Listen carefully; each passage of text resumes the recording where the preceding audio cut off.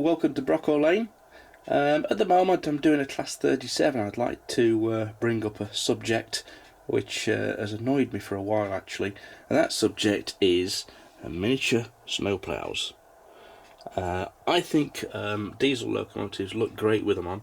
I particularly like some of the Scottish engines, but in model form they are very difficult to get on with, and I'll show you now.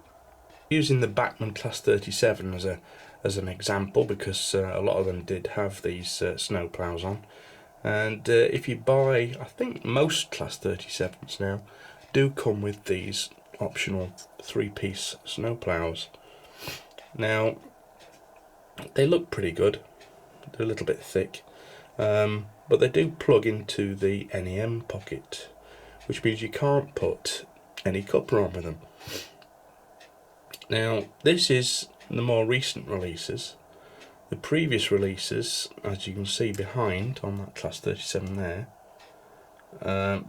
they didn't come with that model. They're off an old Class 37 model, and they used to come in 3 pieces, as did the real ones, and that's how they came. You got the middle bit, and that's still plugged into the NEM pocket, but you got these side pieces that fit into little slots, which are still in the front of the Bachmann Class 37 bogies.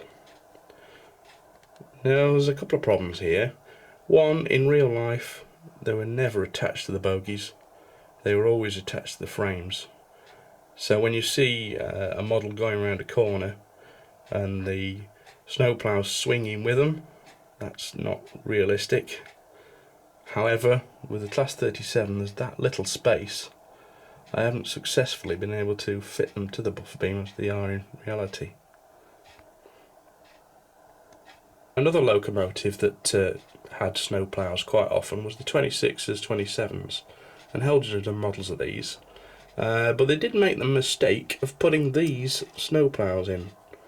Now you see the difference between these snowplows and the Bachmann versions, as they have these little turn-up sections at the ends. Now the reason for that is because these were fitted to Class 33s, and that was designed to miss the third rail which they operated on. So those are really only suitable for Class 33s, and Helge made the mistake of putting them in all the Class 26s and 27 boxes. I think they might have changed now, but they are, I'm afraid, incorrect, and also a strange shaped centre section. And again, if you fit those you can't use the couplers. So what are the alternatives? Well, A1 models do these brass ones, which come flat and you have to bend them yourselves. They are an absolute pig to fit and position and get in right positions so they look right. So if you've got time to do that, I suppose that's one option, but still you're going to have trouble fitting couplers on. It's alright if you're using 3 links. So what I've done with this 37 is a bit of a compromise. I've gone for the old 3-piece ploughs which I found, which I actually save from 37s long gone, and I fitted them around that KD coupler. I'm still not sure about the position of them. I think they're a little bit too low, a little bit too far to the sides, and there's the problem with them going around corners. But you can actually make them look a little bit better, and I'll show you how. So what you need is some satin black. Now it has to be satin because gloss and matte won't look right, it won't match into the bogies. And you need to paint those prongs, the locating lugs, which stand out like a sore thumb, which are unrealistic. I've done that on the other end of this locomotive. Hopefully you can see there, I've painted those prongs and also the back side of the snowplows as well. And that does give a much scaler appearance. I still think they're a bit close to the ends, the sides, and there's a bit of a big gap in the middle, but I think it does improve the look of them a great deal. And as it on the track, when you've painted those the rear parts black, it does really blend in to the background of the shadows and really looks quite effective, even though they will still turn with the bogies, of course, which is something I don't like. But that's my compromise. I have got a DRS 37 which I will be fitting the full snow ploughs to, because I don't need couplers on it, and I might show you the results there. Well, there we go, just a little bit of a tip on the miniature snow ploughs. You can get away without the centre part, the centre section, because in real life a lot were removed because the drivers, or the shunters more, didn't like them because they got in the way of the coupling up of coaches and wagons, and they did bend backwards as well out of sight, and they quite often get dirty, so you can kind of get away with losing that centre section to fit a copper in there. Whilst we're on the subject of things that bug me about ready to run models, one thing I always do to my models is get rid of the copper contacts, which are quite often visible between the bogies on particularly the class 37s. Sometimes the 47s as well, you can see these copper contacts through. Now you won't see them on these because I've already taken care of these. Again, I've used that same paint, that number 53 satin black, and a very fine paintbrush, and just painted the visible copper through the holes. It doesn't matter if you get them on the bogies out of the box, because it's the same colour as the black plastic. Now I'm trying to find one which I haven't already done, and I tend to do them straight away too, because they kind of bug me. And you can't really see them in the catalogue either, because they've taken some good angles here. You can just make out on that particular, see that copper contact there? Now these are good angles in this catalogue, but in the flesh these models, they do stand out quite badly, I find. So that's another tip. Get some black paint and just go in between the gaps in the bogies there and paint the visible parts. You have to be a little bit careful. You don't want to get paint all over the wheels and damage the contacts, but I've never really had a problem. Those visible bits don't make any contact, and they're just there to look shiny and annoying. I'll use the same paint for at the same time out of the box models is just to paint the buffer heads as well, because some, especially Hornby, do have very shiny bare metal buffer heads, and if you paint them with that satin black, it does tend to make them look a little bit more realistic. So I tend to go over a lot of new models with this satin black in certain areas, but even before weathering, it just improves the model. Another thing that gets on my nerves is NEM pockets. Now I love NEM pockets, I think it's a great idea. It enables me to use KDs or any other sort of copper I want. However, there doesn't seem to be a standard on the heights which they're fixed. I've had quite a few problems with wagons from certain manufacturers of being different heights. The way I get around it is, I'll show you with this one, is by gluing the, it's not going to focus, is it? Come on, focus on that. Come on, there we go. Yeah, the heights are wrong.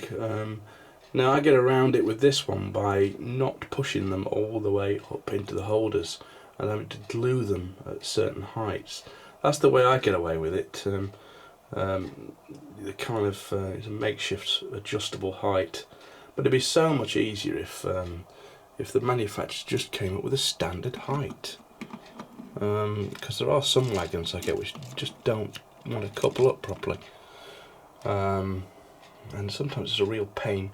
The other thing I don't like is when they put them on the bogies, again where they swing around with the bogies from side to side. It means you can't put any sort of pipe detail on. Now one exception to that is actually the Hornby 31, which it is actually fixed to the body, and it just moves side to side, but it does mean you can put the pipes either side of it. I don't know how many people in the UK actually use KD couplers, but I think there's certainly quite a few more than there used to be. Aren't we getting to a stage where maybe particularly backmen who will make their own cheap version could include them in the box, especially with locomotives. They can only cost a few pence to make. They're easy make couplers. They're a plastic version, they're not as good, but still I wish they'd include those in the box and give people the option, because buying KDs can be quite expensive on top of everything else. So Bachmann, come on, consider putting your easy make couplers in some of your models in the future, please. Here's a suggestion for the manufacturers. Why can't we have some ready to run brake bands with lights in them, like this Rapido American caboose? It wouldn't be too difficult, and I don't mind paying a little bit more for that. And surely they'd work on both DC and DCC through some simple copper contacts, I would imagine. I mean, this one actually comes with a magic wand that you can tap on the top of the wagon, and it switches them on and off. Isn't that an idea? Can't we have something like that in 00 gauge, please? And here's a figure from Modelu, which are 3D printed versions of real people, converted into plastic. You have to paint yourself. I love them, I think they're fantastic. They look far more realistic than the previous available figures from Bachmann and Hornby and the like. Though some of the Bachmann and Hornby figures are okay, I think they're lagging behind a bit. I think maybe they really should start going down the same road as Modelu with the real scans of real people. Some of the painting I thought was not great on some of these Bachmann figures I bought, so I had to repaint them myself. The yellow jackets were a little bit red, and the quality isn't quite as good anymore, so I think they need updating, to be honest with you. It's about time we got some better figures. This is an Oxford die-cast van, and I very much like Oxford die-cast products, with one exception. Sometimes the ledges between the glass and the sides are extremely thick and also not painted. I tend to paint the edges, window ledge if you like, black to try and blend them in a little bit better and make them look more flush glazed. But I wish Oxford would try and do something about that. Either paint them black so they don't show up, or give them a little bit better flush glazing.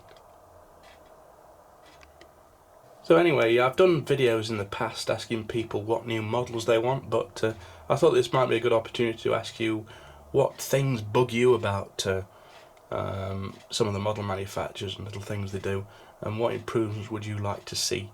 And maybe the manufacturers will read the comments and do something about them. So I hope that's not been too much of a whinge, but you know, comment below what improvements would you like to see, whether you agree or disagree with some of my comments. And I'll see you next time, when I'll probably be running some trains rather than just whinging about problems. Thank you very much. Bye bye. See you next time.